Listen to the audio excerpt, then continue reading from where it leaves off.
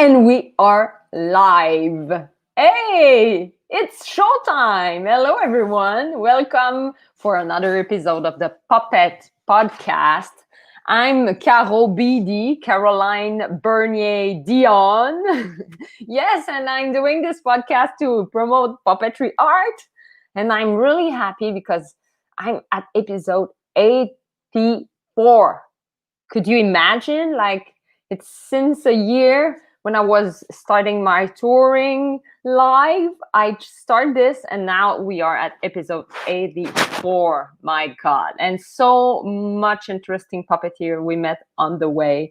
And we're still connecting the dots, connecting the community all together in this weird pandemic moment. But let's connect, let's promote the puppetry art, and let's create about it, because we have a lot of talented artists all around the world and we want to make them under the follow spot.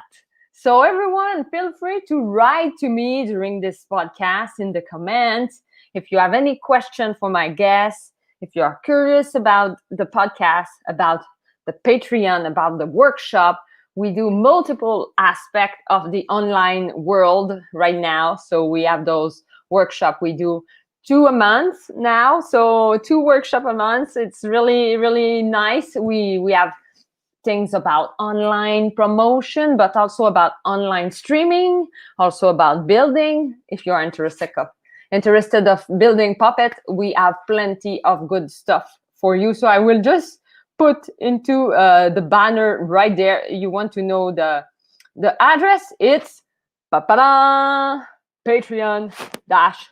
Puppet Podcast.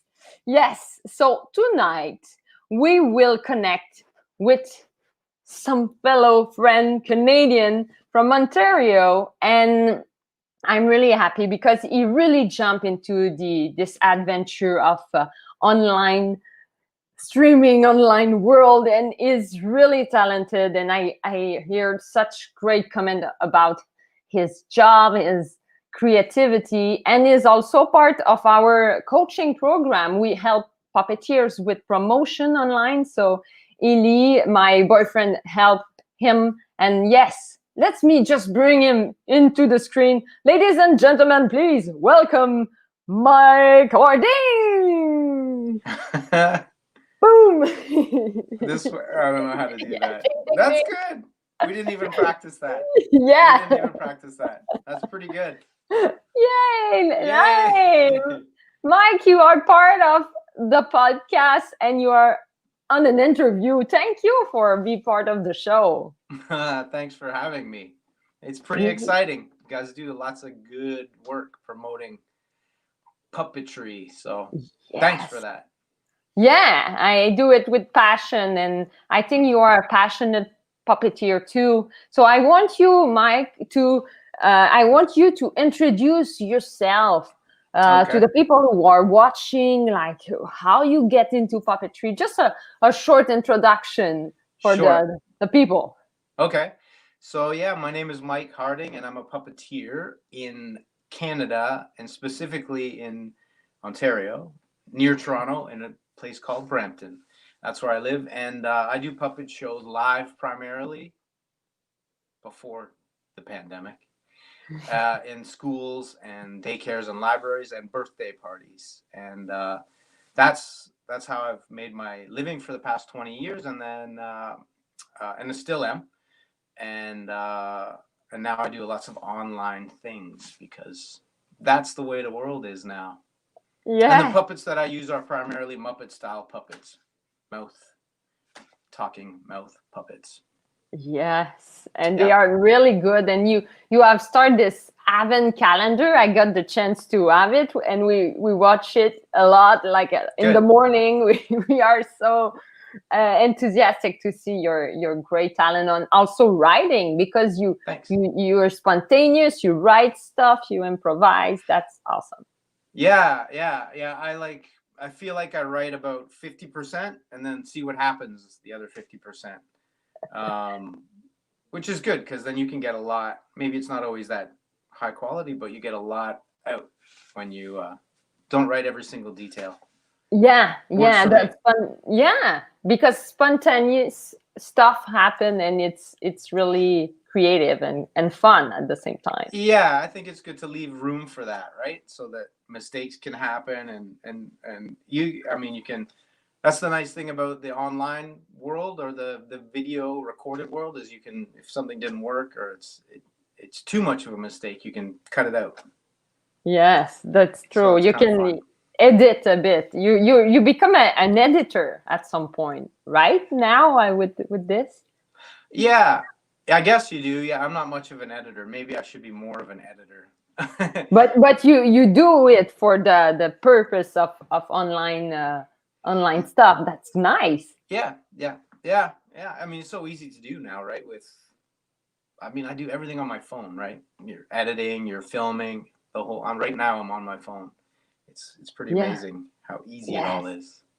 Yes, so cool. And yes, we have people watching. I need to tell you, Yay. Mike, we have people from Honduras who are Cool. watching, and yeah, from Calgary also. Hi, everyone. Hi. So happy, and yes, saludos. Yeah, Edwin also. Saludos. Yay, salut. And yes, I want to. Are you ready, Mike, for the big question, deep of I the guess. Puppet Podcast? I thought that was the end of the interview. No, there's more questions. Yes, I'm ready. Yeah, Ready for those are big the hard questions. I want to ask you why. Like, what makes the art of puppetry an art that you cherish? Wow, that's a heavy question. That's the start. Why do you like this art Why? form? I mean, it's like, why not? Like, what's not to like about, you know, continuing to play into your adulthood? I mean, why do I cherish it? It's almost like asking, like, why do you like breathing? You know what I mean? It's less like, it's like fun. Yeah. And I'm lucky. I'm lucky enough, like a lot of people are, to get to do it for for a job. So, yeah. Does that answer the question? Why do I cherish it? It's just so appealing. Like everything about it. I like the small. One of the things, I guess, one of the specific things that I like about it is the smallness of it. Like it's a little world, right? A puppet show. It can be tiny, like a toy theater, which is really appealing, right? It's just this little world that you can kind of control and make up a little story, and it doesn't have to be hard or it doesn't have to be complicated, right?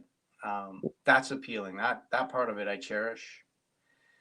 That's great. That's one of the many things. I mean, I could probably go on and on. I mean, it's colorful. Yes. There's a room for lots of comedy. Yes. And it can be very serious. Like it can be so many things. It can be anything. So it's such a it's an art form that you can go anywhere with it. Yeah. It doesn't feel like it has any limits. So that's true. Yeah. Yeah, and it's educational. Also, you do some stuff also to educate children sometimes. with it. Yeah, sometimes. Yeah, I mean, I think my main focus is always to try to be entertaining. But there's lots of opportunities. I mean, I think, and especially because I work with young audiences, kids, entertainment has to sort of come first, get their attention, and then you can sneak in some education in there too. So yes, yeah, I try to put a little bit of that in. Not every time, but sometimes. Yeah, that's great. I want to ask you your crush moment. Like, do you have a specific anecdote of like the moment where you discover that this art form is amazing? When your crush for puppetry happened? Okay, so I know that it's such a cliche thing to say, but it's really the Muppets, right? When I was a kid, when I was little, the Muppets were on television, and before that, Sesame Street was on, and I just saw that and I just loved it. So, but that's not a moment. Like that's my childhood, right? Yeah.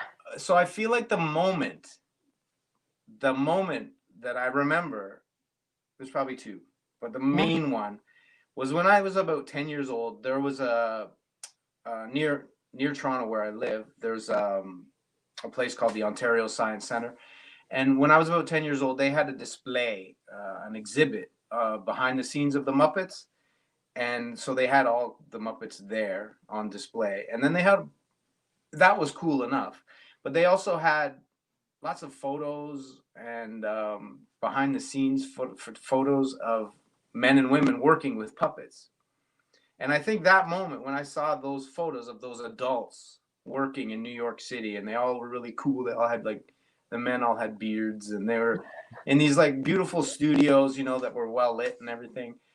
And I saw that, and I was 10, and I thought, wow, that's a job that some adults have, right? And I think that moment, if I have to pick one moment, I think that moment was like, oh, okay, that's something that I could maybe sort of do, right? And I mean, my job now doesn't look anything like, working in a cool studio in New York City, but it was an inspirational moment for sure. Like when I saw pictures of Jim Henson and Frank Oz, and then, but not just them, but also all of the puppet makers and everything working on the Muppet Show. When I saw that, I was like, that moment was strong. That was, I vividly remember, seeing just I can almost picture it, like a black and white photo of a bunch of people working in a puppet making studio. Wow. And I love to make things, right? As a kid, I loved to make things. So when I saw adults, I knew adults made things, right? But never really put it together that someone made those puppets, There's puppets. As a kid, there was puppets. But then when I saw those photos and things, I'm like, oh, yeah, there's more than just the puppets, right? There's the people behind them. And that moment. So cool. That's so cool. And that's why it's important to go to museum also, because we never know what will be the spark for a being to just understand, I will be like this person on this picture or whatever. It's true. Yeah. It's for sure places like that where you can they bring in things that you wouldn't get to see normally, right? Yeah. So you can really broaden your horizons, I guess, at places like that. I hadn't thought of it that way, but yeah, they're important for sure. Yeah. And libraries are the same. Yes. In that regard. True. And I want to ask you the next one about the field of study, because you have studied also in improv. What would be the best field of study to become a puppeteer? Okay, so I studied improv a little bit at Second City. I think most people know what Second City is. It's just it's a improvisational theater company, and they have courses, but they also do stage productions. And but I just took very basic beginning courses there, but it was really valuable in that it taught me to improvise, which is really important when you're working with kids, to be able to roll with whatever kind of happens, right?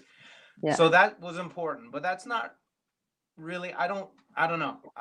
That's important, but I think the most important thing for me personally was learning, because I went to school for business before all of that, I did puppetry when I was a little kid, but before I started doing it as a career, I was at school and I went to university for business, and I got a degree in business. So I'm not recommending anything. People can do whatever they want, but I think that was valuable for me because I was already creative, right? Yeah. And I think that what I gained from going to business school was just the ability to be organized and to understand, a little bit. I'm not a fantastic business person by any means, but it did give me that sense that things are a business, right? And and that you have to call people back, and that you have to have good customer service, and that keep good records and do your accounting and bookkeeping, and that these things are important, right? I don't know if that's the best field of study for if you're wanting to be a puppeteer, but I think it helps to get some of that. So, that would be my advice, is you don't have to go and get a whole degree in business, but take some courses or something like that. So that, I would say, is important. And the improv thing was important too.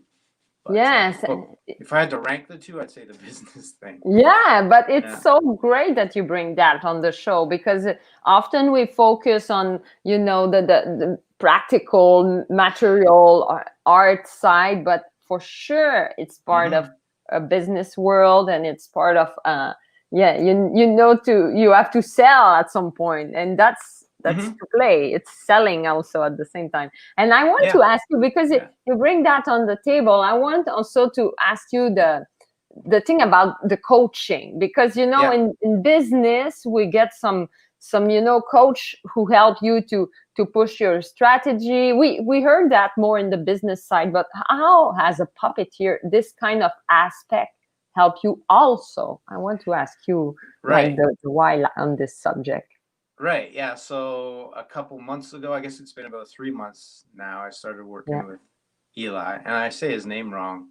It doesn't seem to Eli mind. in French, Eli. but Eli, it's in English. Yeah. Eli, I've been working with Eli for about 3 months, and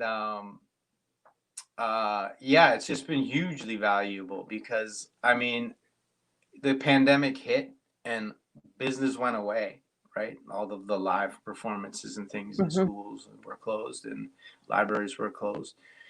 Uh, and then when that happened, I started doing things online, just playing around. I thought, well, I have to do something to sort of keep active, to keep the puppetry muscle in shape, right? So I would just do puppet shows Yes. online, and then I sort of started watching some of the, like, I joined the Patreon that you guys have, just on the lower tier, like the $7 a month, and watch some of Hmm. the things that Eli had to say about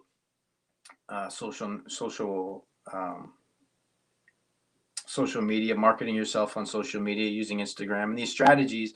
So then I would try and do them a little bit, and they seem to be a little bit effective, but I didn't really feel like I was doing them Hmm.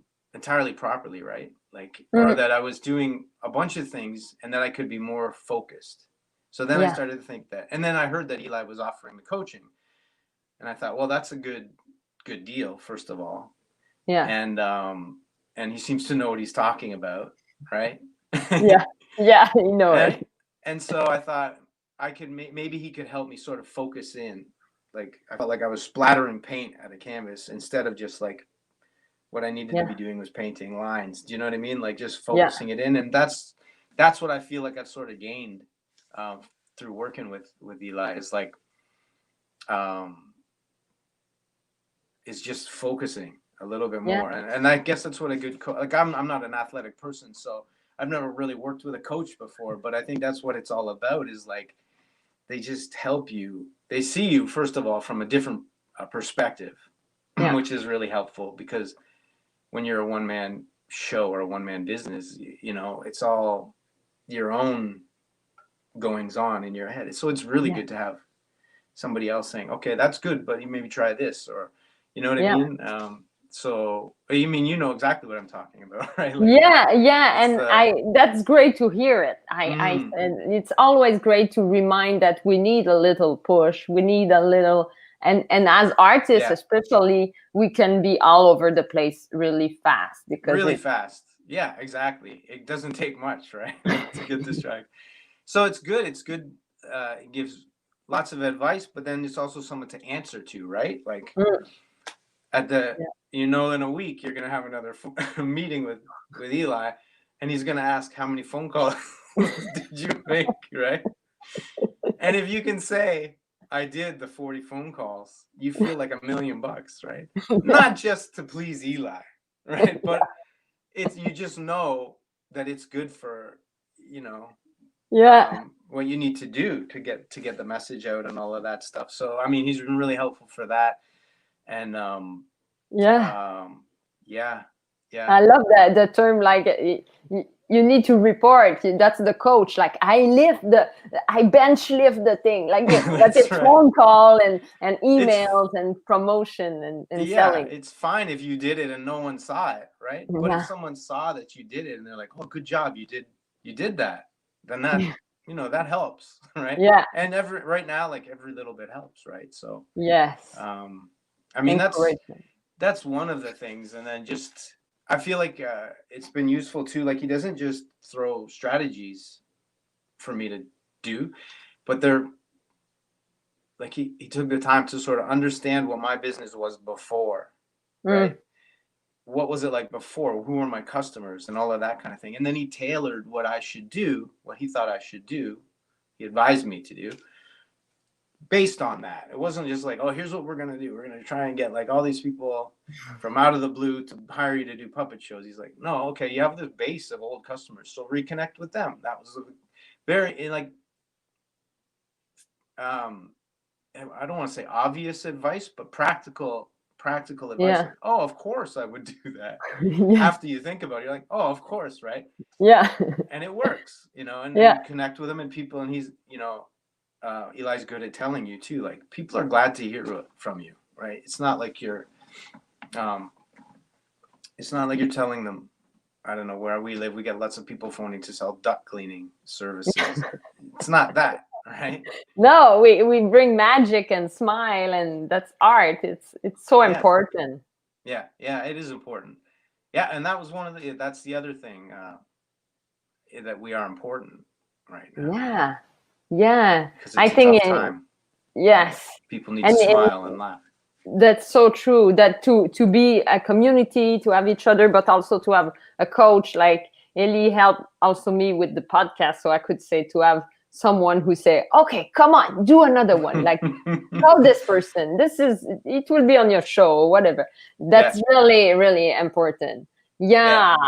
And I want to hear your definition of a puppet, because you talk of your business, like from the live side, but maybe it changed, it merged. Do you have your own definition of like a puppet? What is a puppet for you?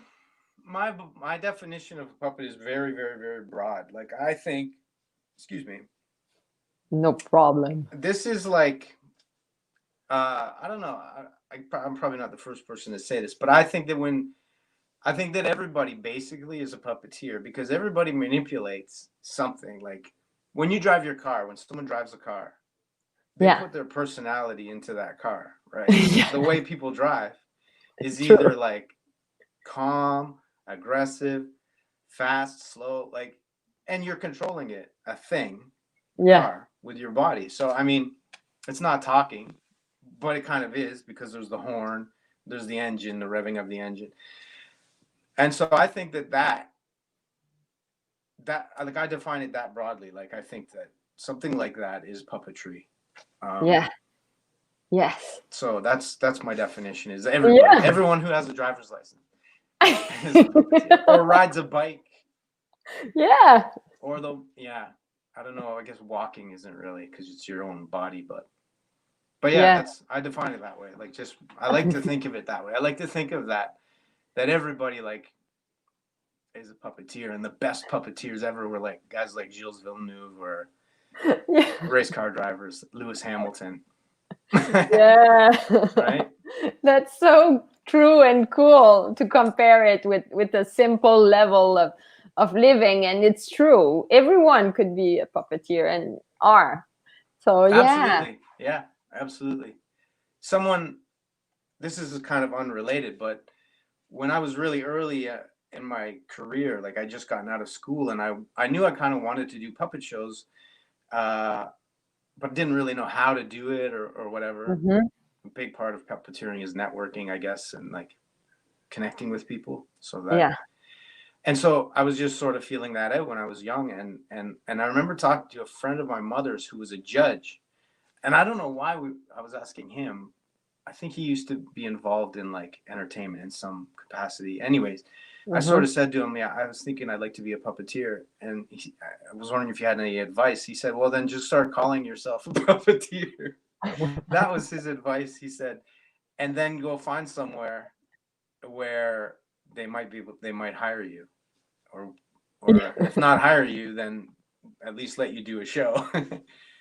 So that, I don't know if that's good advice or not, but ever since then, I sort of just started calling myself a puppeteer. And that's so true. The thing is, how you define it, you become, like, it's the definition are really also important. That's true. Yeah, I mean, it's not to downplay like getting training and stuff like that in the art. It is an art, but I think it's a good way to start, right? Like, just whatever it is you want to be. Start with, call it like this, and start from there, and get the knowledge on the way. It depends of the path you choose, but this is not like, it's not bad at all. I feel it's really interesting. Also, I want to ask you your perception of puppetry right now? Do you feel we are in an ascension of the art form? It's getting more popular or not? I don't know. It right now is probably more popular, I guess. It's just, I don't know. People always ask, is it dying, right?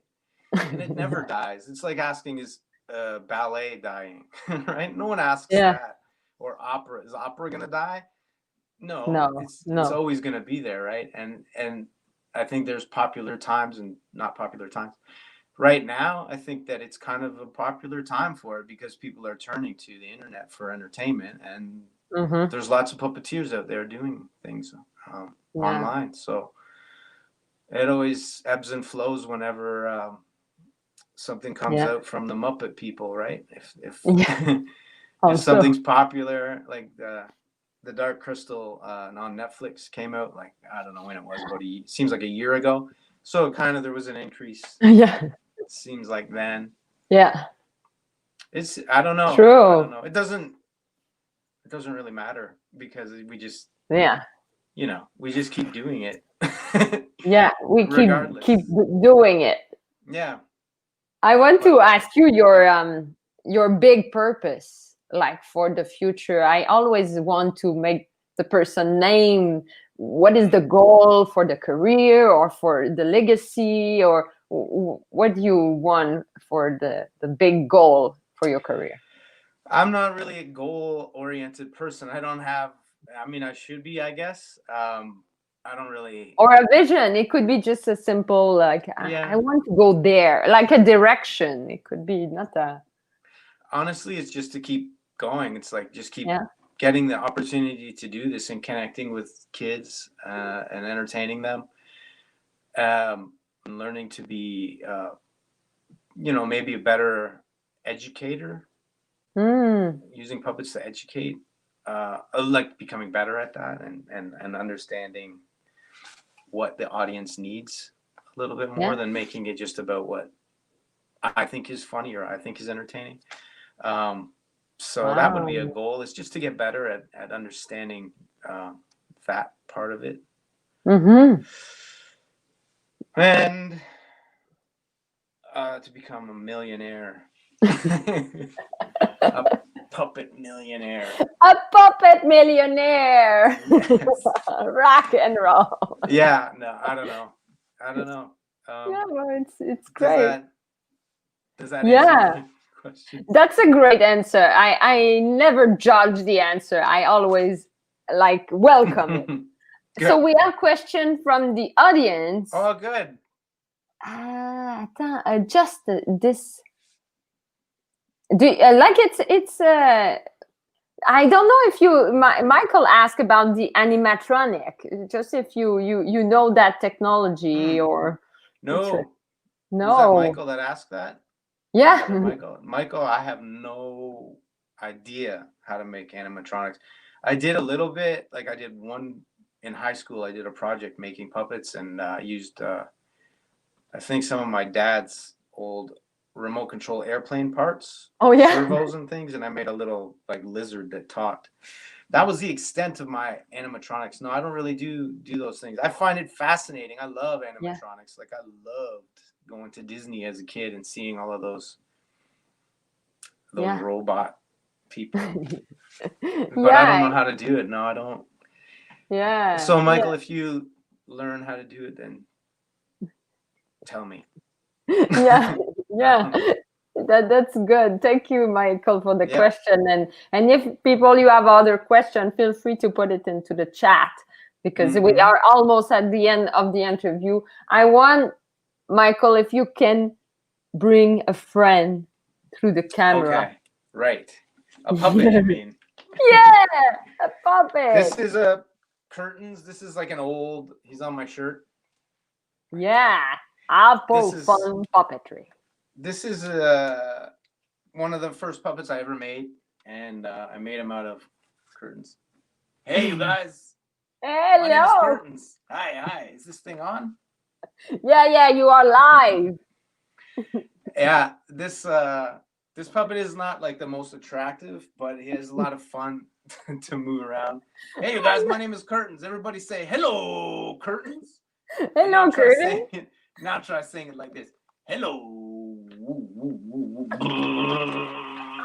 Curtains. Hello, Curtain. Nice, very good, very nice. Good job. It's funny, Curtain, you inspire me a carrot. You just with the hair, you're like really a vegetable. Some people say my nose does look like a carrot or a pizza slice. This does look like just a cheese. The cheese pizza slice.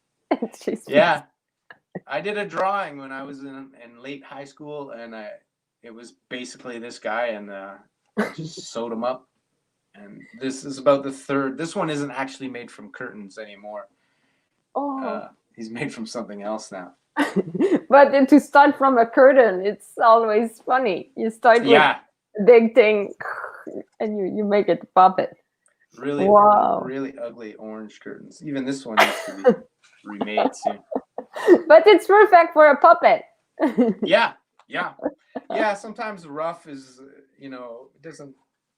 Excuse me. It doesn't have to be perfectly made all the time, right? Yeah. A little bit rough. Yeah, the rough thing is good, and it's also your brand. You could say it's part of your logo. It's part of it's kind of for sure. There was a time when I used curtains like all the time in all of the shows, and so it became pretty well known in my little world. Yeah, very well known in your world.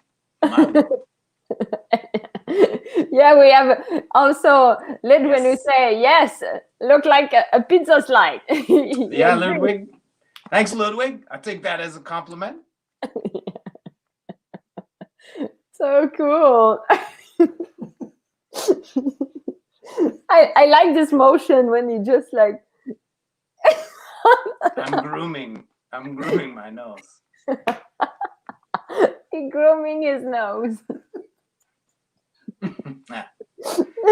It's like a waiter. He served the pizza. Please enjoy this. That's so perfect. I love it. Oh my God. Thanks. Yay, Michael. It's such a pleasure to have you on the show. I want to have you plug yourself, plug all your social media. If people want to see more of you, where they should watch. Okay. I don't know all of the tags and all of that stuff, but I have, Applefun Puppetry, Applefun_Puppetry on Instagram, I think. Yeah. Something similar on Twitter. And then Facebook. There's a Applefun Puppetry Facebook page, and I stream there every Wednesday and Saturday, live streams, 1:00. Just little short 5-10 minute things. I pick a topic usually. And right now I'm doing them with the Diabolo puppets, which are Stephen Barclay's puppets, guy who makes puppets in Quebec, and you guys interviewed him a few weeks ago. He's so talented. So you have a bunch of his puppets. So I have a bunch of his puppets. Yeah. Like right now I have all of his current puppets, I think, in his current line of puppets. Wow. And so I'm using those, and so it's cross promotion, his company and my company. And that's called The Wild World of the Diabolo Puppets. And then I have a YouTube channel, and there's a bunch of things on there, like puppet making workshops that I also do, and little puppet shows as well. And then there's the Advent calendar, but it's almost more than half over now. But it's like something that's been hugely successful, and Eli really helped me to promote that. It's a little short puppet video every day for 24 days leading up to Christmas. And I'm going to probably do more of that kind of thing going forward. Maybe a monthly subscription to puppet shows, I'm thinking, and maybe lead up to other holidays, or countdown to Halloween, countdown to Valentine's Day, all those kind of things. New Year's Eve, after, keep you motivated. Yeah. Those are some of the ideas. So, we will need that too. To also lose weight, resolution. That's right. That's right. Yeah, or just bring in the new year like positively, like with little I don't know. I haven't figured it out yet, but Yeah, that's yeah, my but thing. you are creative. That's what I admire of you, and to stay Oh, so are connected. you. What? Yeah. I said, so are you. That's just coming up with everything you do to interview people each time. Yeah, It's got to be tough. So yeah, we good do job. it. Good job, and you too. We applaud each other. Thank you so much, Michael. So stay in the virtual studio. We could chat Okay. after. I would just push you out of Okay. the screen, like you push boom. Hey everyone, thank you so much for watching. That was quite an interesting interview. I have a blast all the time to talk about this passion of puppetry. So everyone, if you are curious, we also talk about the Patreon. So we have the join the Patreon community, because we want to help puppeteers with online promotion tips, how to market on social media, how we could make more puppet out there. So have a look on this page, and yeah, stay tuned. We have workshop coming in January, the next one, but you could also see all the past workshop on the Patreon, and just have a look on this also to know how to build puppet, to learn all of those interesting things. So thank you so much for joining us tonight. We will have another workshop next week. We do every week interview, another interview next week, and yeah, such great puppeteers coming. So I wish you the best. Take care, stay safe, Merry Christmas, and yeah, we stay in touch. So yay, the jingle. Oh yeah, the jingle. I almost forgot the jingle.